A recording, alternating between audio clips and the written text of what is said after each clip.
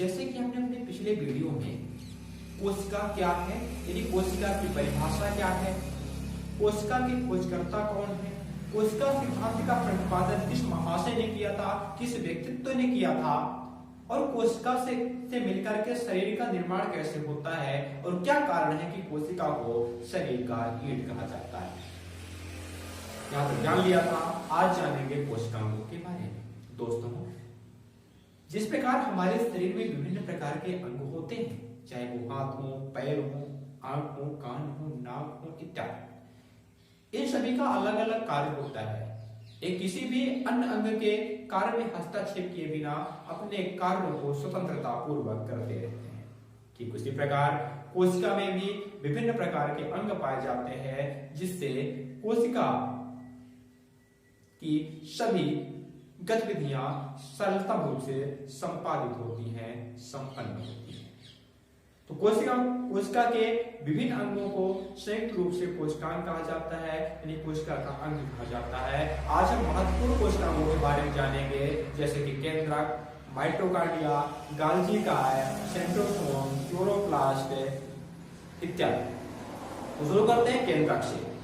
दोस्तों, आपको बता दें कि केंद्रक कोशिका का महत्वपूर्ण अंग है, यानी कि महत्वपूर्ण कोशिकांग है, जिसकी खोज 1835 ईस्वी में रॉबर्ट ब्राउन नामक एक व्यक्ति ने किया था। हम आपको बता दें कि कोशिका केंद्रक के माध्यम से ही नियंत्रित होती है, यानी कि कोशिका का नियंत्रक, कोशिका का कंट्रोलर केंद्रक होता है, यानी कि न्यूक्लियस होता है। केंद्रक को कोशिका का हेड कहा जाता है, केंद्रक को कोशिका का मालिक कहा जाता है। कोशिका विभाजन में केंद्रक की महत्वपूर्ण भूमिका मानी जाती है। इसके बाद हम बात कर लेते हैं राइबोसोम की। दोस्तों, राइबोसोम की खोज पैलेट नामक एक व्यक्ति ने की थी। राइबोसोम कोशिका के अंदर प्रोटीन संश्लेषण का कार्य करता है। यही कारण है कि राइबोसोम को कोशिका का प्रोटीन फैक्ट्री कहा जाता है, प्रोटीन कारखाना कहा जाता है। तो जब भी आपसे पूछ ले कि भाई प्रोटीन का कारखाना कोशिका के संबंध में किसे कहा जाता है, या कोशिका का प्रोटीन फैक्ट्री किसे कहा जाता है, तो हमारा आंसर होगा राइबोसोम। इसके बाद हम बात कर लेते हैं माइटोकॉन्ड्रिया की। दोस्तों, माइटोकॉन्ड्रिया की खोज अल्टमान ने किया था, जबकि बेंटन इसका नामकरण किया था। हम आपको बता दें कि भोज्य पदार्थों का ऑक्सीकरण, अब चूंकि ऑक्सीकरण हो रहा है तो ऑक्सीजन की उपस्थिति में होगा, तो भोज्य पदार्थों का ऑक्सीकरण माइटोकॉन्ड्रिया में होता है, और यही कारण है कि माइटोकॉन्ड्रिया में एटीपी के रूप में ऊर्जा का निर्माण होता है, जिसकी वजह से माइटोकॉन्ड्रिया को कोशिका का ऊर्जा गृह कहा जाता है। इसे पावर हाउस भी कहा जाता है और एनर्जी हाउस भी कह सकते हैं। इसके बाद हम बात करेंगे लाइसोसोम की। दोस्तों, लाइसोसोम की खोज डी डुवे नामक एक व्यक्तित्व ने किया था, एक वैज्ञानिक ने किया था। आप लोगों ने सुना होगा, यदि नहीं सुना होगा तो अब जान लीजिए कि लाइसोसोम को कोशिका का आत्महत्या की थैली कहा जाता है।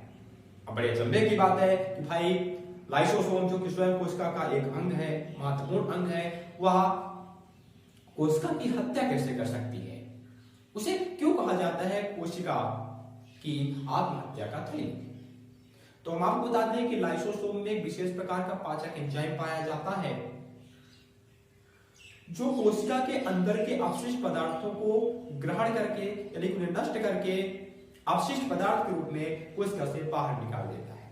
लेकिन जब किसी कारणवश लाइसोसोम की थैली फट जाती है और वो पाचक एंजाइम उस थैली से बाहर आ जाते हैं, तो जो हमारे काम की कोशिकाएं होती हैं, जो स्वस्थ कोशिकाएं होती हैं, जो हेल्थी कोशिकाएं होती हैं, उनका भक्षण करने लगती है और अंततः उन्हें समाप्त कर देती है। और यही कारण है कि लाइसोसोम को कोशिका की आत्महत्या की थैली कहा जाता है।